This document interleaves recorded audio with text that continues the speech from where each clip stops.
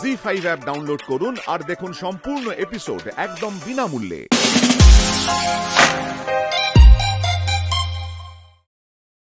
একসাথে রথের দড়ি টানতে হয়, আবার জোর জবরদস্তি। এগুলো তো আমার সঙ্গেও করেছ। উইককে না হয় ছেড়ে দাও। আন্টি থাক না, মিস্টার দস্তিদারের নিশ্চয়ই অনেক কাজ আছে, তুমি প্লিজ ওকে জোর করো না।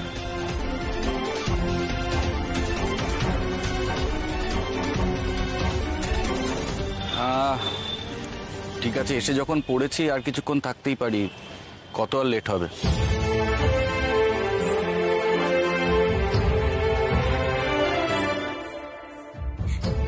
এই তো ছোট ভাই থাকবে বলেছে, তাহলে এবার রথের দড়ি টানা হোক।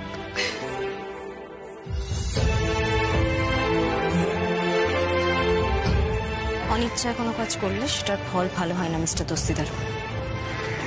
তুমি আমার মনের কথা আজকাল একটু বেশি গেস করতে শুরু করেছো অনামিকা।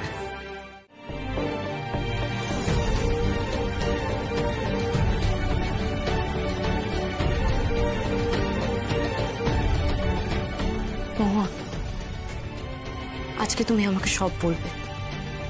তোমার এই হাসি মুখের পেছনে কোন কষ্ট লুকিয়ে রেখেছো তুমি আমাকে বলবে। মহুয়া দেখো, আমি তোমার বন্ধু, আমি সব সময় তোমার পাশে আছি।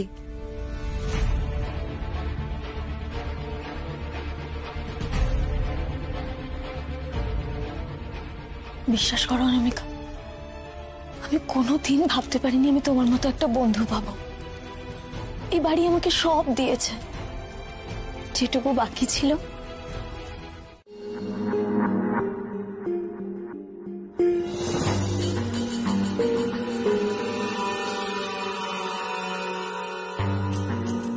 মহুয়া, এখনো সময় আছে, ভেবে দেখো, রিস্ক হয়ে যাবে না তো? তুমি এসব বলো না তো। বেস্ট অফ লাক বলো, বেস্ট অফ লাক। হ্যাঁ, বেস্ট অফ লাক, কিন্তু প্লিজ সাবধানে।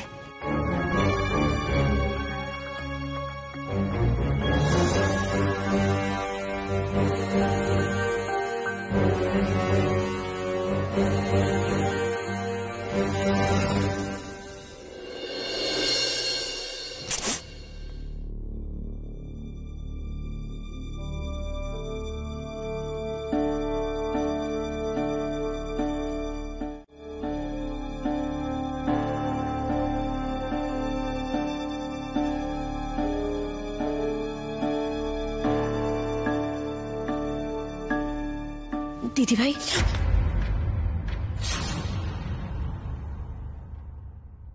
তুই বল কি হয়েছে? ইয়ে মানে বলছিলাম ওই কি হয়েছে বল। ইয়ে মানে ওই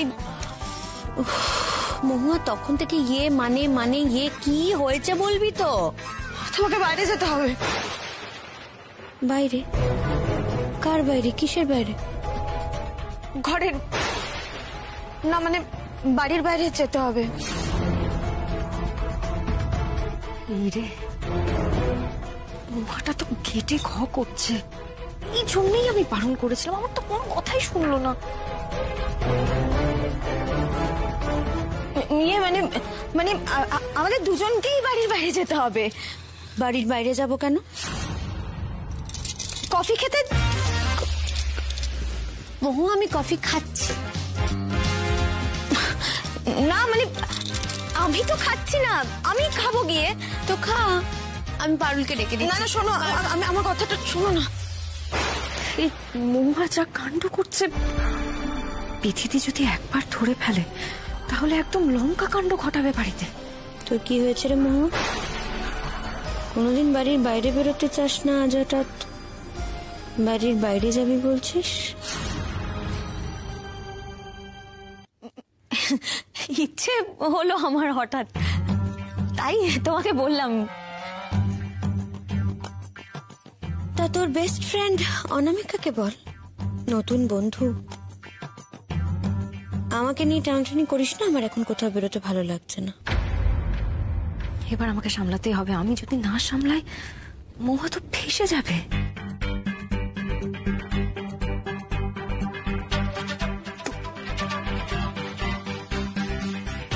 ডুন। ডুনের কথা বলো। গুণ গুণ দিদি ভাই, গুণ। গুণ? কি গুণ? কিসের গুণ?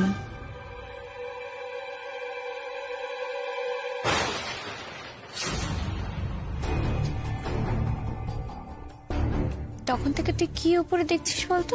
কি আছে উপরে? বাহ, ঘর ফাঁকা।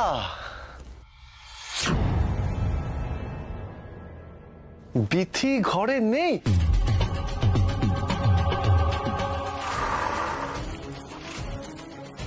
খুব বাঁচান বেঁচে গেছি। তার মানে তীর্থদা আমাকে দেখতে পাইনি। আর একটু হলেই দেখে ফেলতো। থাক বাবা, আমি এখানে ঘাপটি মেরে বসে থাকি, তাহলে আমাকে কেউ খুঁজে পাবে না।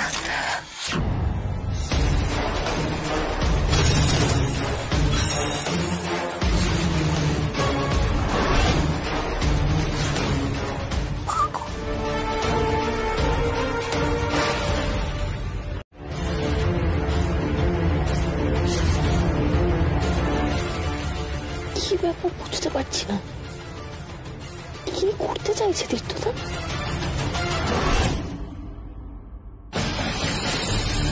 এটা কি হচ্ছে?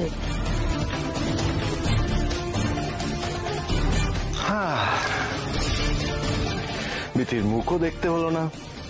এদিকে দেখো, একটা পেন্ডিং কাজ এন্ডিং হয়ে গেল।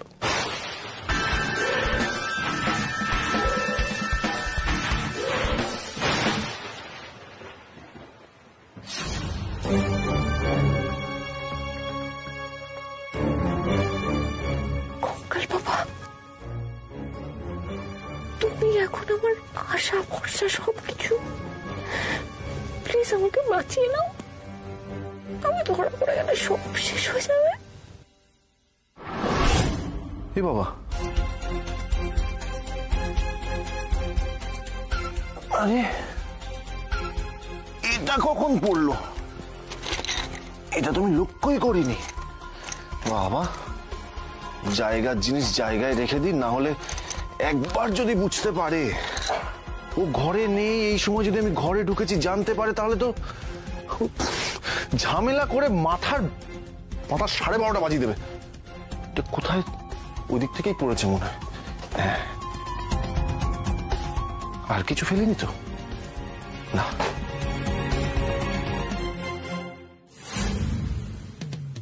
তোকে কঙ্কাল দেখে ভয়ে গাছপালা ল্যাম্পোস্ট যা অবলম্বনে পায় তাকে জড়িয়ে ধরে। আমি বোধহয় পৃথিবীর প্রথম যে কিনা ভয়ে কঙ্কালকে জড়িয়ে ধরেছে।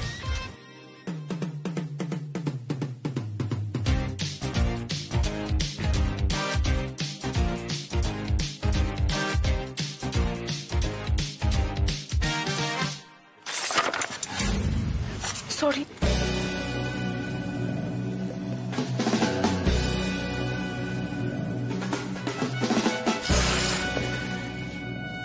একদিকে কঙ্কাল বাবা, অন্যদিকে তীর্থদা। আজ আমি তো মরতামই। আচ্ছা, একটা জিনিস বুঝতে পারছি না, পৃথিবী হঠাৎ কঙ্কাল খাটের তলায় রাখতে গেল কেন? আমি আবার সেই কঙ্কালকে জড়িয়ে শুয়েছিলাম এতক্ষণ। থাক, আজকে আর একে ঘাঁটিয়ে লাভ নেই।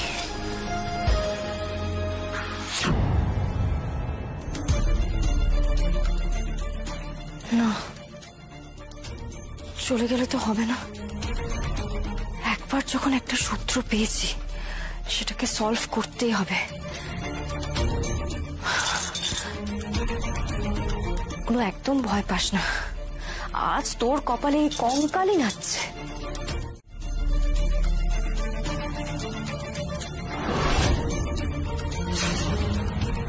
শোনো, এসব কথা ছাড়ো, আসল কথাটা বলো। এত কিছু কাণ্ড করে কিছু পেলে কি তুমি? এটা কি? ওরে বাবা, যতদূর মনে পড়ছে এটা তো ওই তত্ত্বের মধ্যে তুমি এটা নিয়ে এখনো ঘুরে বেড়াচ্ছ?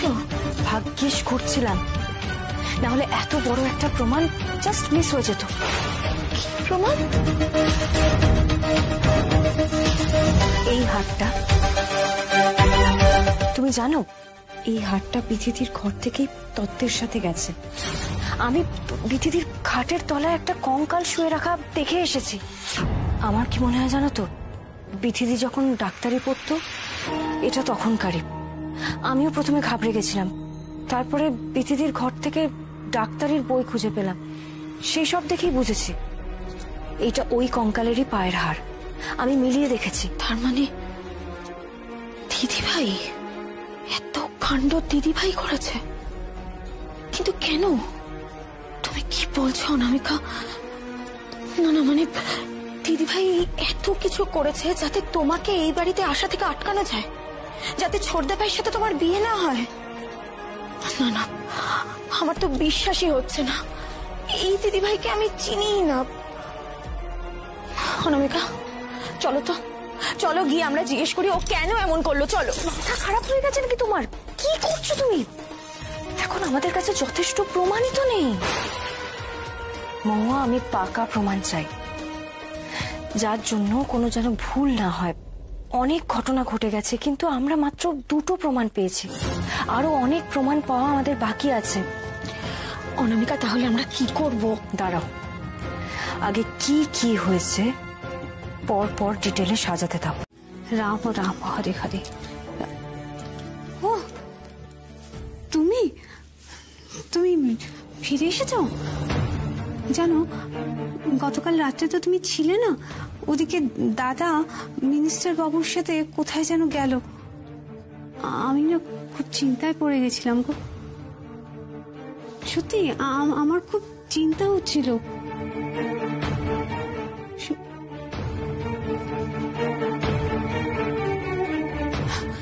বলছি একটু চা খাবে? দেখো ভালো লাগবে, আমি আমি এক্ষুনি নিয়ে আসছি। বিশাখা, কি কি মানে? কি মানে কি? কি তুমি এটা আমাকে বিশ্বাস করতে বলছো যে তুমি এখনো বুঝতে পারছো না যে কি হয়েছে? কি হয়েছে? কি হয়েছে? কাল তুমি আড়াল থেকে আমাদের কথাবার্তাগুলো শুনছিলে। হ্যাঁ, কেন? না না কি কেন কেন? বিশাখা, দেখো, আমি তোমাকে আগেও বলেছি, এখন আবারও বলছি, এই বাড়িতে যদি থাকতে হয় না, এই বাড়িতে থাকতে হলে তুমি তুমি ঠিক ততটুকুই জানার চেষ্টা করবে যতটুকু তোমার জানার দরকার। ইয়েস, একটু বেশি যদি জানার চেষ্টা করো তাহলে কিন্তু ভালো হবে না বিশাখা, ভালো হবে না।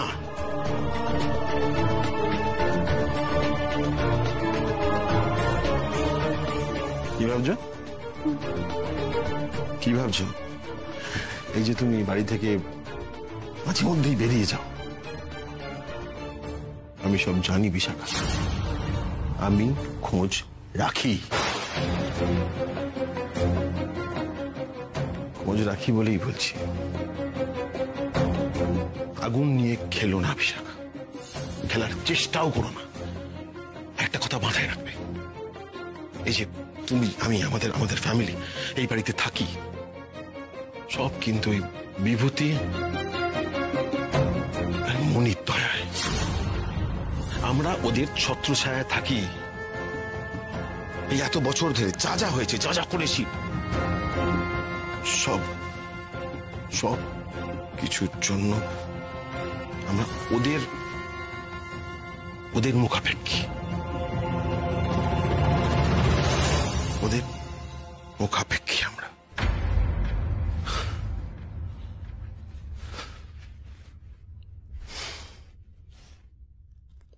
আর একটা কথা,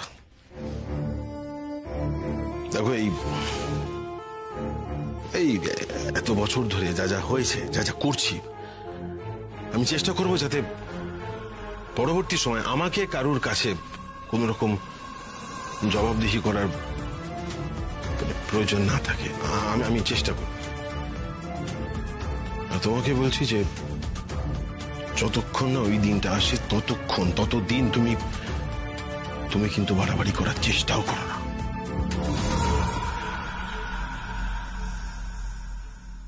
বিশাখা, সবকিছুর থেকে দূরে। তুমি জানো মামা, আমি ইচ্ছা করে এরকম একটা অ্যাড্রেস বানিয়েছিলাম যাতে থ্রেড লেটারের সাথে এই শব্দগুলো কমন হয় আর আমারও মেলাতে সুবিধা হয়।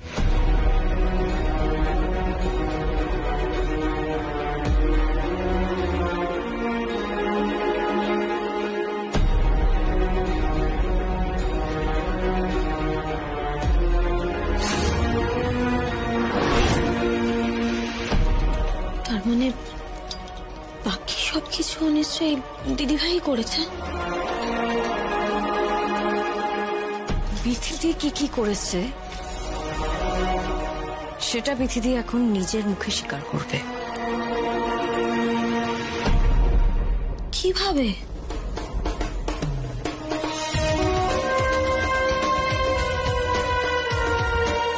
আমার মাথায় একটা আইডিয়া এসেছে।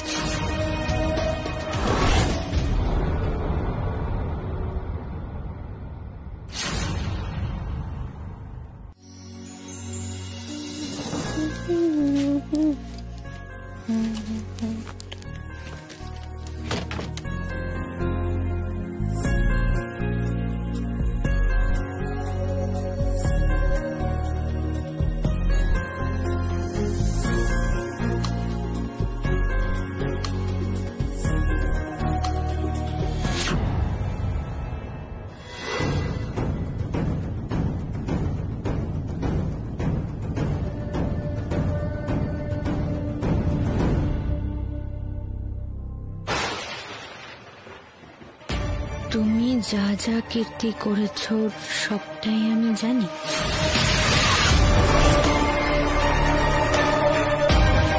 তুমি যদি চাও বাড়ির সবার সামনে তোমার আসল রূপটা না তুলে ধরি, তাহলে রাত 12টার সময় লালকুঠির গার্ডেনে আমার সঙ্গে দেখা করো। এটি তোমার শুভাকাঙ্ক্ষী। আজকে আমার শেষ সুযোগ। আজ হয় এসপার হবে, নয় ওসপার হবে না। তোমরা দুজন আর দাদা কাল তো গেলে মিস্টার পালের বাড়ি, ওনার মার্ডার সম্বন্ধে কিছু জানতে পারলে? দেখো, আমরা তো পালের বাড়িতে গিয়েছিলাম। ওর ওয়াইফ যে নতুন কিছু বলেছে তা নয়, তবে একটা ইনফরমেশন পাওয়া গেছে। মিনিস্টার, ওই বিক্রমের এনগেজমেন্টের দিন ইউডি লেখা আংটিটা দেখে পাল খুব ভয় পেয়ে গেছিল। কিন্তু ওটা দেখে উনি ভয় পেয়েছিলেন কেন? পাল বলেছিল ওই আংটিটা নাকি 12 বছর ধরে পালের কাছেই ছিল। ভয় পাচ্ছিস কেন? আংটিটা আমার কাছে 12 বছর ধরে ছিল। তারপর এনগেজমেন্টের দিন ওই আংটিটা এখানে দেখে ও খুব ঘাবড়ে গেছিল।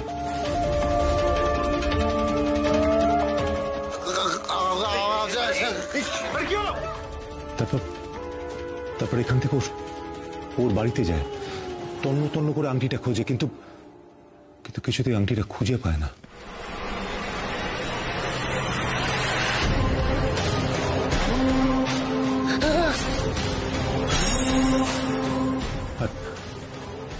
আর সেখান থেকে সবটা শুরু হয়। ও আমাকে বলেছিল ওর উপর কেউ নজর রাখছে, ওকে মেরে ফেলতে চায়। আর শেষ পর্যন্ত তাই হল। এর থেকে বেশি আমারও কিন্তু জানা নেই। বেশ, শোনো, নতুন করে ইনফরমেশন যদি পাও আমাদের জানাতে দেরি করো না। না, ডেফিনেটলি। যাই হোক, আজ আমি চলি। সাবধানে যেও।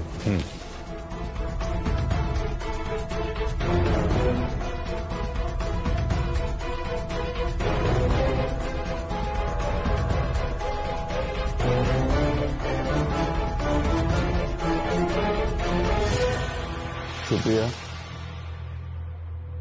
কি নিয়ে ভাবছো? আংটিটা নিয়ে? ভেবো না, এত ভেবো না। বেশি চিন্তা করলে তুমি অসুস্থ হয়ে পড়বে। দেখো, সত্যিটা কি সেটা ঠিক জানা যাবে। সেটা হলেই ভালো হয়। তবে একটা ব্যাপার এখন যেটা ভালো সেটা হচ্ছে যে বাড়িতে আর কোথাও কোনো অশান্তি নেই, মানে বাড়ির চতুর্দিক বেশ শান্ত হয়ে আছে। সত্যি কথা বলতে কি, এর থেকে বেশি আমি এখন আর কিচ্ছু চাই না, জানো তো। কি করতে বলো? সরে আসতে বিয়ে থেকে। এত বাধা, এত বিপদ এসেছে, তাও তো সরতে পারোনি? পারতে না। আজকে আমি সবার সামনে দাঁড়িয়ে বলছি, এই বিয়েটা হোক, এটা আমি কোনোদিন চাইনি। আমি জানতাম এই বিয়েটা হলে এদের দুজনের মধ্যে কেউ সুখী হতে পারে না। একটা বিয়ে কখনো একটা বোঝাপড়ার মধ্যে দিয়ে থাকতে পারে না। একটা সুন্দর সম্পর্কের সব থেকে বেশি যেটা প্রয়োজন, ভালোবাসা। বুকে হাত রেখে বল ভিক, সারাটা জীবন এই সম্পর্ক বয়ে নিয়ে যেতে পারবি?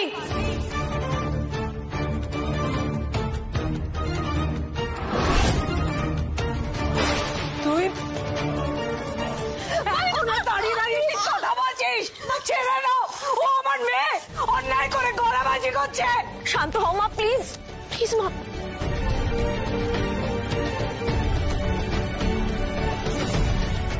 বিথিদি যা করেছে নিজের দাদার জন্য করেছে। আমি বিথিদির জায়গা থাকলে আমি জানি না এতদূর যেতে পারতাম কিনা, কিন্তু আমি শুধু সত্যিটা জানতে চেয়েছি। বিথিদি শাস্তি পাক সেটা তো চাইনি। না, ও যা করেছে তার জন্য শাস্তি প্রাপ্য। এই, আর এক মুহূর্ত তোকে আমি এই বাড়িতে দেখতে চাই না। এক্ষুনি এক্ষুনি এই মুহূর্তে তুই এখান থেকে বেরিয়ে যাবি, যা। বিথি যদি অন্যায় করেও থাকে সেটা আমরা বুঝে নেব, কিন্তু এভাবে ওকে এই বাড়ি থেকে তোমরা বের করে দিতে পারো না। এটা বিথিরও বাড়ি। বিথিদি কোথাও যাবে না, বিথিদি এই বাড়িতেই থাকবে। তোমার সাথে বিধি যা করেছে তার। আমি তো বাইরের মেয়ে। আমার আর মিস্টার দস্তিদারের মধ্যে কাউকে যদি বাঁচতে হয়, বিথিদি নিজের দাদাকেই বাঁচবে। এটাই তো স্বাভাবিক। না অনামিকা, স্বাভাবিক নয়। বিথি তো শুধু এই ঘটনা ঘটায়নি, আরো অনেক ঘটনা অনেক দিন আগে থেকে ঘটাতে শুরু করেছে। সেই ঘুঙুর পাঠানো থেকে শুরু, তারপর দেওয়ালে আমাদের ছবিতে আগুন লাগানো, তারপর সেই যে তোমার আসার সময় সেই পায়ের ছাপের ঘটনা, ভাত কাপড়ের সময় ওই ভাতে ছাই মেশানো, ফুলসজ্জার ঘর তছনছ করা, সব একটার পর একটা ঘটনা। সব কেউ দাদার জন্য করেছে তুমি বলতে চাও অনামিকা? আমি এগুলো কিছু করিনি।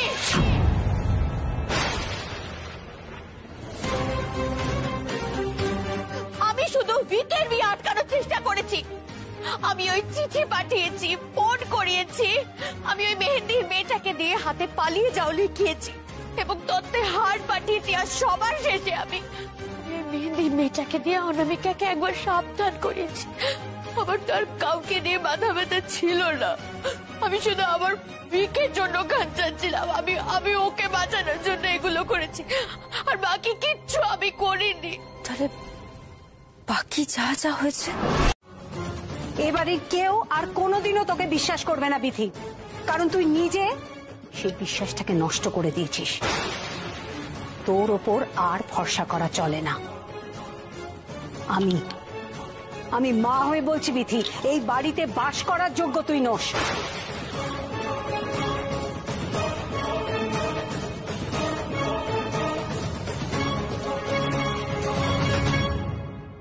আমাদের এখন উচিত, হ্যাঁ আমাদের উচিত তোকে এক্ষুনি এই মুহূর্তে এখান থেকে দূর করে দেওয়া।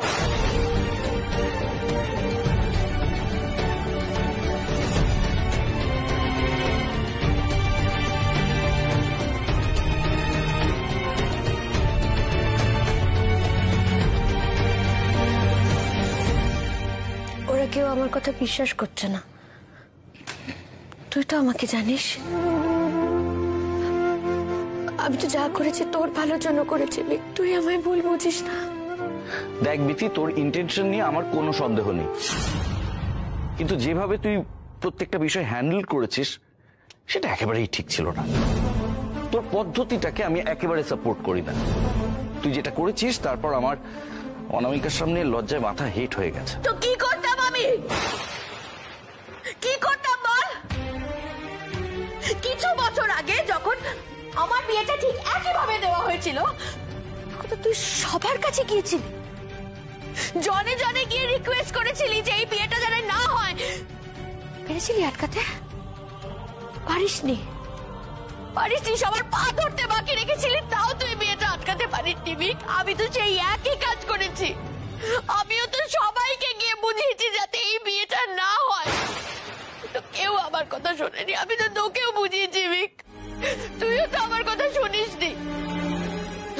আমার মা বাবা পর্যন্ত আমার কথা শোনেনি, আমার বাবা মা শোনেনি আমার কথা। কি করতাম?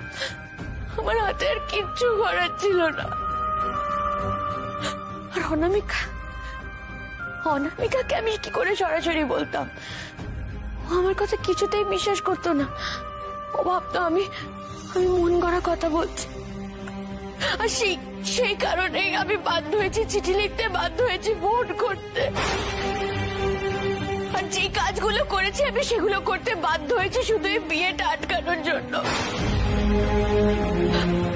আমি তো তোর ভালো চেয়েছিলাম, চোখের সামনে দেখতাম তুই সারাটা জীবনের অসুখ মাথা পেতে নিচ্ছিস।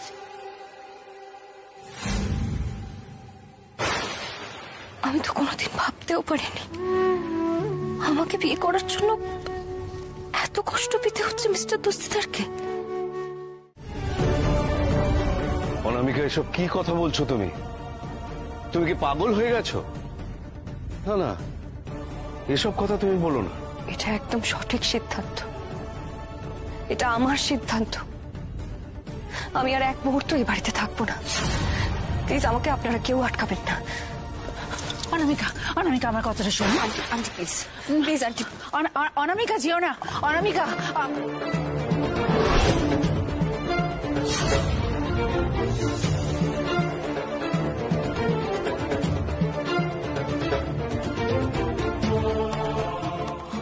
অনামিকা, হ্যাঁ গো, ও তো চলে যাবে বলছে। কি হবে এখন? হ্যাঁ, কি হবে এখন?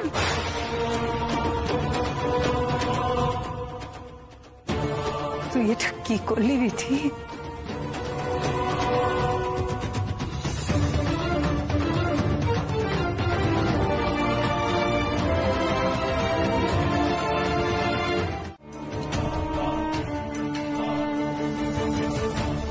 চিনির সম্বন্ধে, চিনির প্রতি তোর অসম্ভব ভালোবাসা সম্বন্ধে আমি তো সবটা জানি ভিক। সবটা জেনে শুনে একটা ভালোবাসাহীন সম্পর্কের মধ্যে তোকে কি করে যেতে দি বলতো?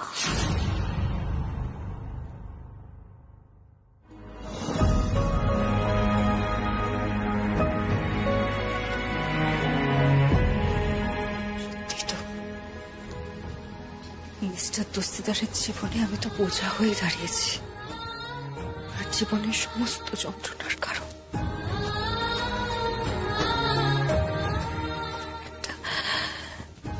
একটা স্ত্রীর তকমা লাগিয়ে ভালোবাসাহীন সম্পর্কে জড়িয়ে পড়েছি। সম্পর্কে থাকার তো কোনো মানেই হয় না। আমি একদম ঠিক ডিসিশন নিয়েছি, এই বাড়ি ছেড়ে চলে যাওয়াই আমার জন্য ঠিক হবে। এই বাড়িতে আমি আর এক মুহূর্ত থাকবো না।